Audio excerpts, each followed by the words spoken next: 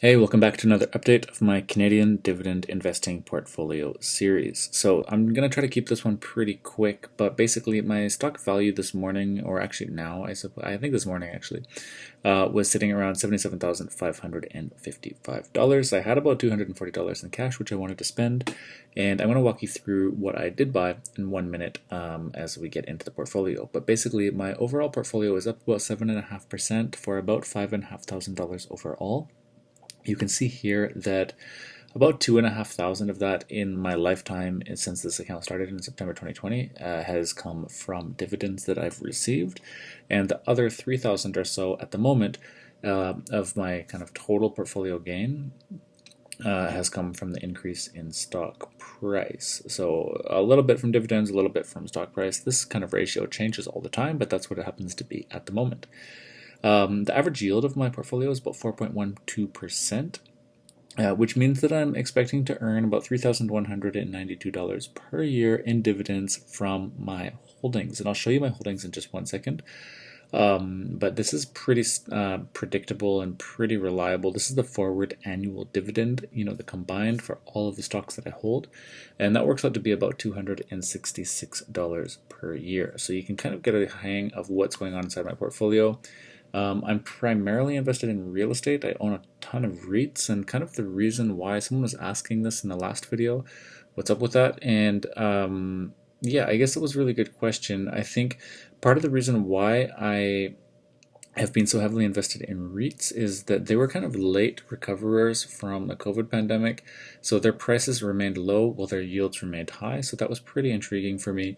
And also all of my investments that you see in this account are in my tax-free savings account. So in Canada, if you hold REITs in a non-registered account, as far as I know, you have to do something funky with your taxes and it gets a bit complicated.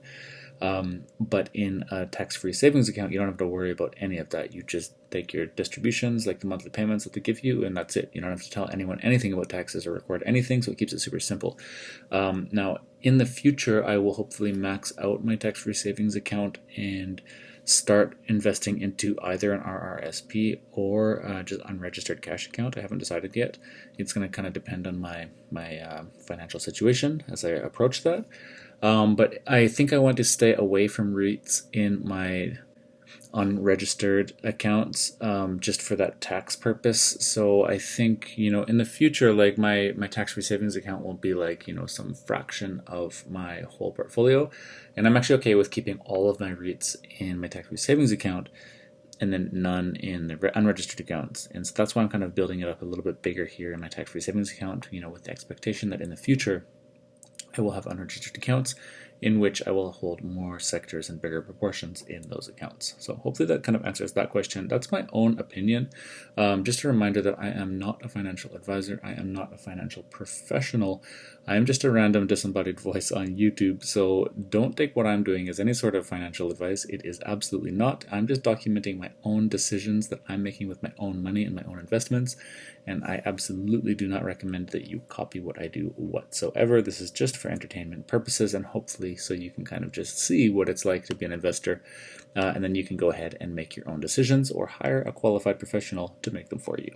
So now that disclaimer is over, here's the overall holdings. You'll get a better view of this in 1 second. In the portfolio tab, and then down here you can see all of the monthly payments that I've received in total, all of the total amounts of payments per month that I got from dividends. I'm just kind of tracking this as we go. And I think I'm expecting a couple more tomorrow because it's going to be the end of the month, and we should round out a little bit higher than the 3 months ago as the kind of lowest of my three payments in my 3 months. As you can see, it's a bit cyclic here. So let's take a look in the portfolio here. We're going to get a good idea of exactly what's in my portfolio. I've got it sorted here for the biggest winners at the top, and as we scroll down, we have kind of the biggest losers here at the bottom. As we currently see. And this is changing all the time. Some of it's pretty consistent, some of it's not. You just kind of have to check every day and just kind of see what's going on in here. But when I was looking at, actually, what we can do, we can sort this by sector. Let's go A to Z. And I want to jump into the extra sparklines tab. So if you're using the spreadsheet, which by the way, there's a link in the description below where you can get it, I find this to be a really nice visualization of what's going on. It's basically just the stock price chart for each of the companies, and this is going to sort in the same order that you have in the portfolio tab, and you can also just select the number of years. I like looking at 3 years, but it's totally random. That's up to you. But I want to get down to the REIT section, the real estate section, which starts around here.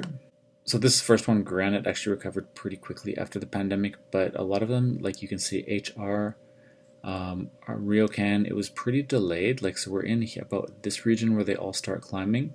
Smart Centers was around the same point. Northwest Health they came back pretty quickly. PMZ is irrelevant because they just came out a few months ago. Allied Properties got slammed and never really recovered. They're still working on that. And so that's kind of, again, going back to the reason why I have so many REITs in my portfolio. That's my own personal decision. Whereas if you went to like a different industry, let's see if we can, let's find a different industry section, like maybe telecommunications here. We got hit by COVID pretty hard, and then they kind of just went up. They recovered a bit faster. Like utilities also recovered faster as well. They got slammed by COVID here, bounced back up, and kind of just did their thing. And again, so I do come in here. I like to look at this, for each sector, for my biggest winners, my biggest losers, and really try to just identify if there are any trends going on in my overall portfolio, overall sectors, or just in individual stocks, if there's any like good opportunities for certain stocks to buy. Now, this is actually going to bring me into Interjex, because I started buying Interjex like here-ish or here. I honestly can't remember. I remember holding them up until this point and thinking, holy moly, like these guys went up, like the stock price went up drastically. And I was thinking about selling them, but I forgot to. I didn't forget to. I just decided to hang on, even though I was really considering selling them at this point. And then they tanked. They dropped way far off. And if you actually look at my average price for Interjex, which we can see in the portfolio, I'm down around 8%, give or take, on these guys. And actually earlier today it was down a little bit lower. And in Wealthsimple Trade, when I kind of checked in on them, I was down like almost 2% on the day, around midday. And I thought, you know what, that's pretty nice buying opportunity for me to try to reduce my average price on this. They've got a solid yield over 4%. We can see the dividend yield up here. So they were down overall. They were down quite far on the day.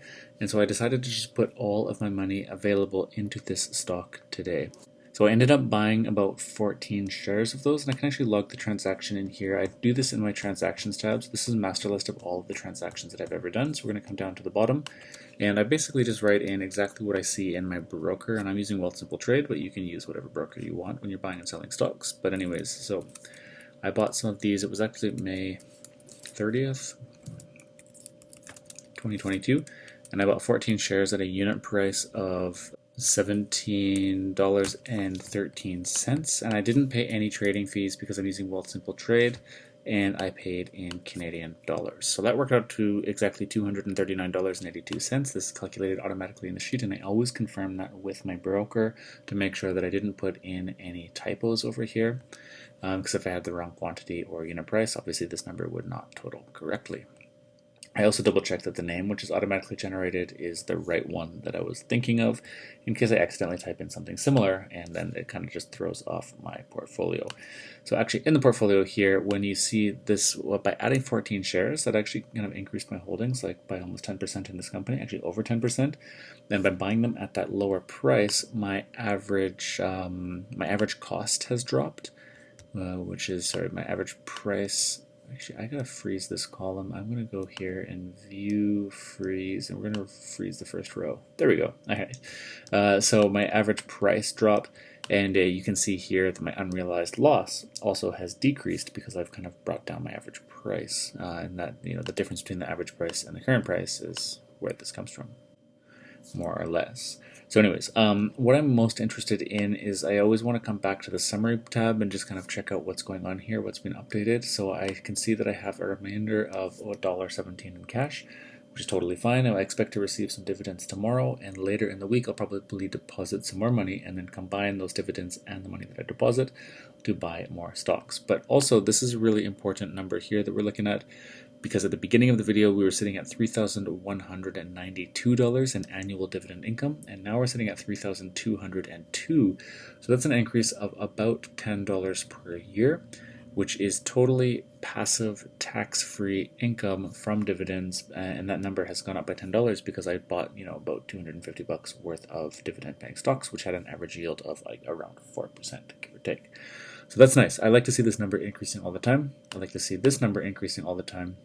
But even if the overall portfolio maybe goes up or down, typically this is not too affected, and typically this is slowly growing as I buy more and more shares, regardless of what the exact share price is doing. And that is really comforting for me as a dividend investor, and it seems to be working, as I can see that, like I said, a good chunk of my actual gains in the portfolio have come from dividends so far. So guys, that's all I have for you today. I think this video ended up being longer than I wanted anyways, because I just like to ramble. But yeah, thanks for watching, and let me know what you're up to in the comments down below. Have you been buying any stocks last week or this week, or how's your portfolio doing? Because I know a lot of people got smashed to bits in the last month, and it seems to be like in a slight, slightly good light these days as we start going back up a little bit. So guys, I'll see you in the comments and in the next video.